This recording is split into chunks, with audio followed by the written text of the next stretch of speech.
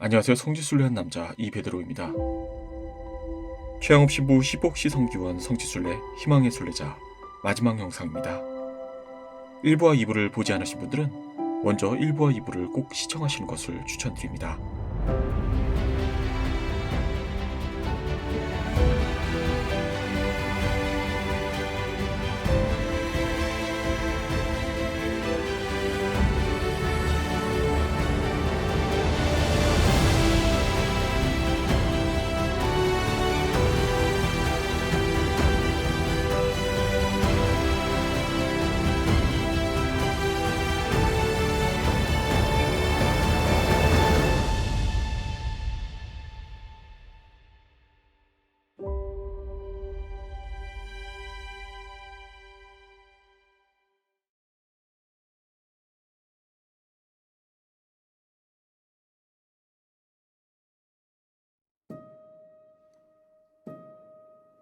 최양업 신부의 12번째 세원과 13번째 서원을 보면 황해도 교우촌에 대한 이야기가 나옵니다. 저는 며칠 후 여기서 700리 떨어진 새 교우촌으로 출발할 예정입니다. 이 교우촌은 귀양간 어떤 신자가 그 마을 사람들에게 복음의 씨를 뿌려 최근에 교우촌을 형성한 곳입니다. 그 신자가 사람을 보내 선교사 사제를 모셔오도록 청한 것입니다. 제가 그 고장에 갔을 때 이 가련한 여인이 얼마나 거룩한 원의와 열정과 회한으로 제 말을 듣고 성사를 받았는지는 아무리 묘사하여도 믿기지 아니할 것입니다. 오래전부터 그 여인은 언제쯤이나 내 눈으로 하느님의 사제를 배울 수 있을까? 언제쯤이나 나는 사제 입에서 나오는 하느님의 말씀을 내 귀로 들을 수 있게 될까? 이러한 은혜가 내게 내려지는 날에는 편안한 마음으로 죽을 수 있으련만 하고 언제나 탄식으로 나를 지새웠습니다.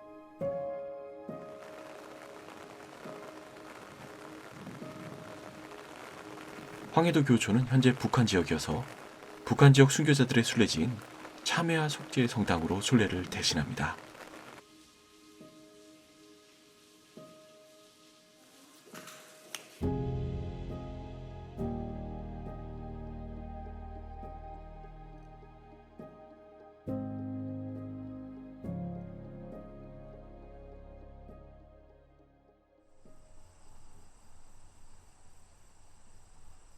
불무골은 최양업 신부가 1857년 9월 2통의 서한을 작성한 곳입니다. 지금은 흔적이 남아있지 않지만 이곳에 교우촌이 있었던 것으로 추정됩니다.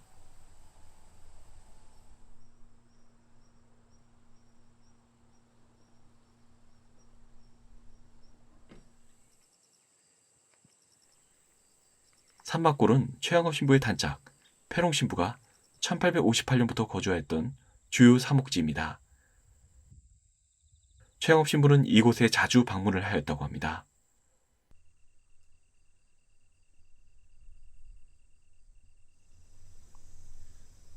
서천 지역의 순교자 중 기록이 남아있는 자만 57명에 이를 정도로 큰 규모의 교우촌이었다고 합니다.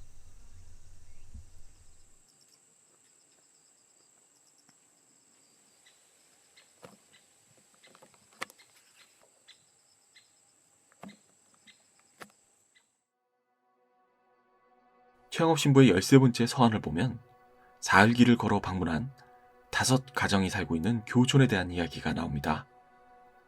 바로 만산 교우촌에 대한 이야기입니다.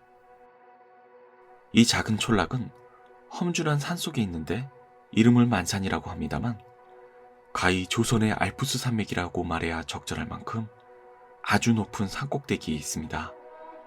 제가 찾아가서 성사를 집전해 줘야 할 곳이 그곳입니다.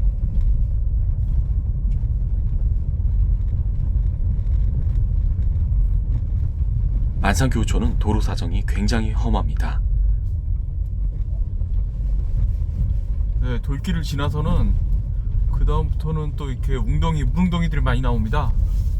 이거 제가 봤을 때 오프로드가 안 되는 차량들은 중간에 갇힐 수도 있겠는데요. 길이 심상치가 않습니다.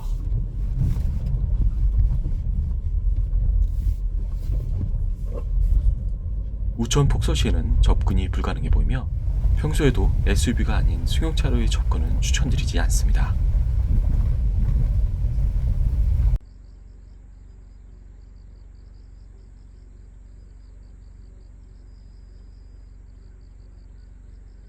만산교우촌은 화천성당을 순례하는 곳으로 대신할 수 있습니다.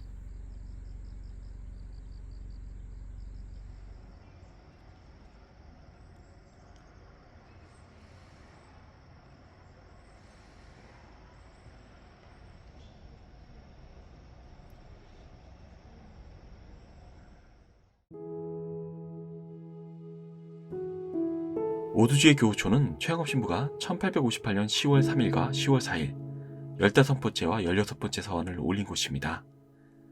계곡 일대가 교우촌이 있었던 곳으로 여겨집니다.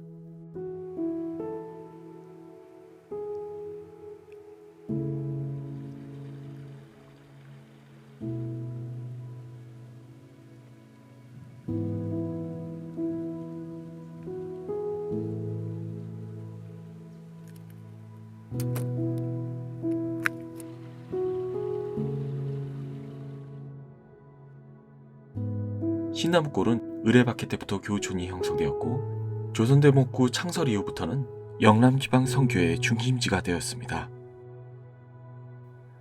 샤스탕 신부, 다빌리 신부, 리델 신부가 이곳에서 사목활동을 하였으며 1849년부터 1861년 6월까지 12년간은 최양업 신부가 이곳에 방문해 성사를 주었다고 전해집니다.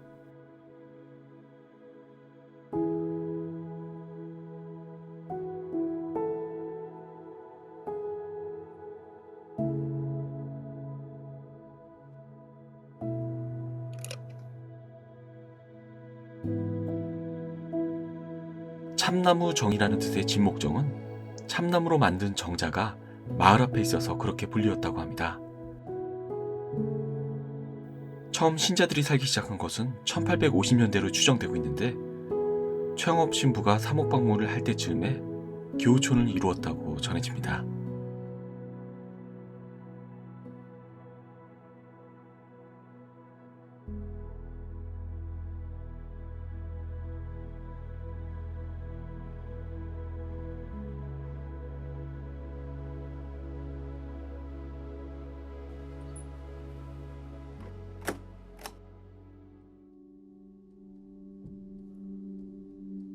(1860년) 경신 박해로 최영업 신부는 경상도 남쪽 중림교우촌에 갇혀 지내야만 했습니다.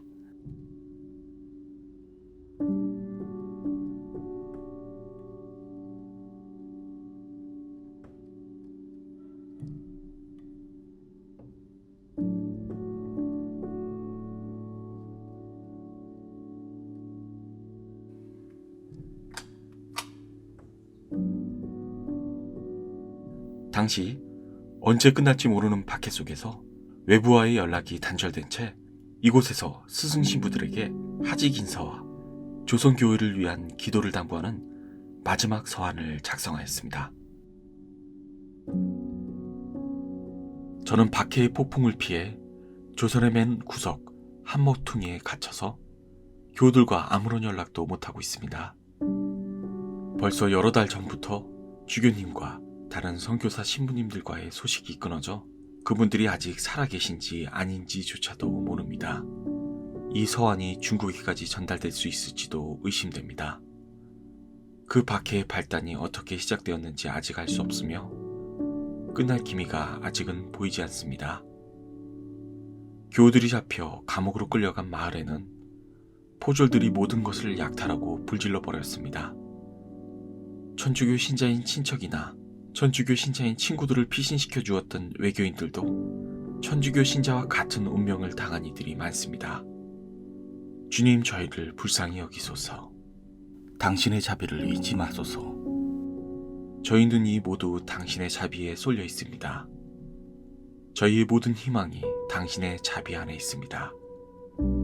지극히 경외하올 신부님들께서 애틋한 기도로 우리를 위하여 전능하신 하느님과 성모님께 도움을 얻어주시기를 청합니다. 이것이 저의 마지막 하직 인사가 될 듯합니다. 저는 어디를 가든지 계속 추적하는 포졸들의 포위망을 빠져나갈 수 있는 희망이 없습니다. 이 불쌍하고 가련한 우리 포교지를 여러 신부님들의 끈질긴 염려와 지칠 줄 모르는 애덕에 거듭 막힙니다.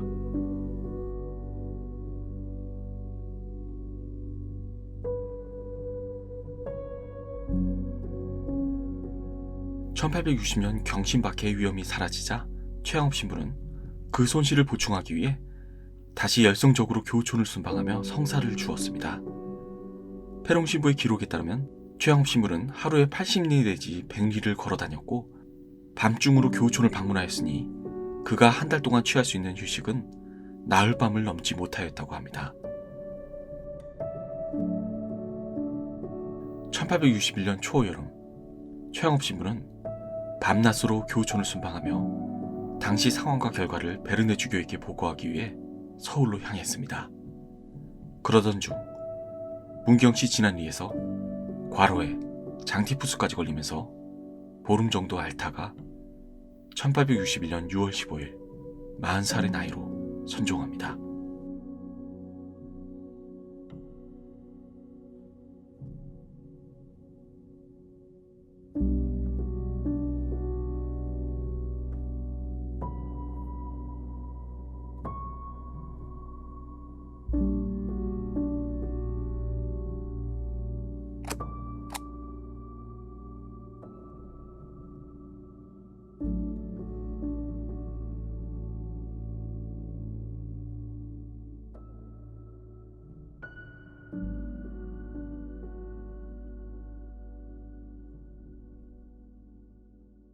선종훈 최양업 신부의 시신은 그곳에 감회장된 뒤 1861년 11월 초 프루티의 신부에 의해 베론 신학교 뒷산으로 옮겨 안장됩니다.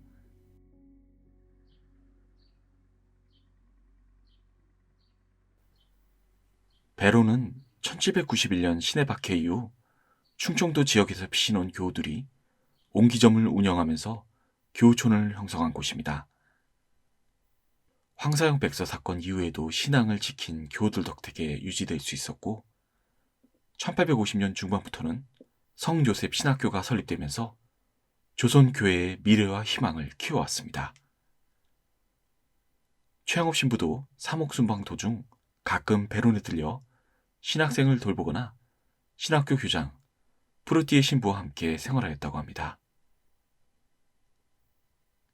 신학교 뒤편으로 올라가면 최양업 신부의 묘소를 만날 수 있습니다.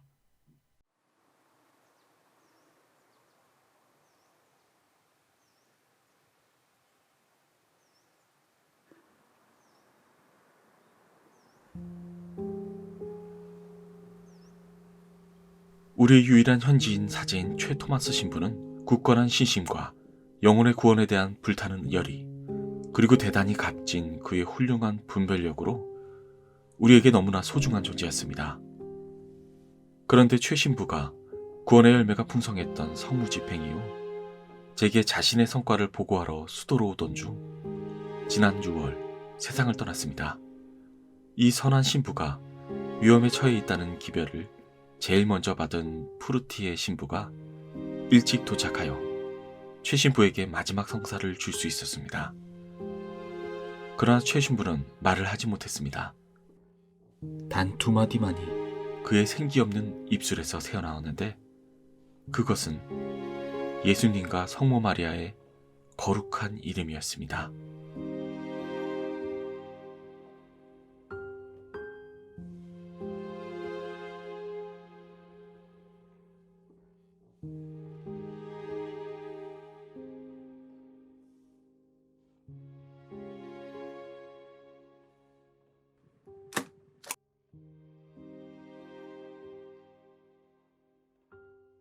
최양업 신부는 2016년 4월 프란치스코 교황에 의해 가경자로 선포되었습니다. 하지만 2021년 시복을 위한 기적심사에서 아쉽게 탈락을 하였습니다. 최양업 신부의 시복 시성을 위해 더 많은 사람들의 관심이 필요한 때입니다.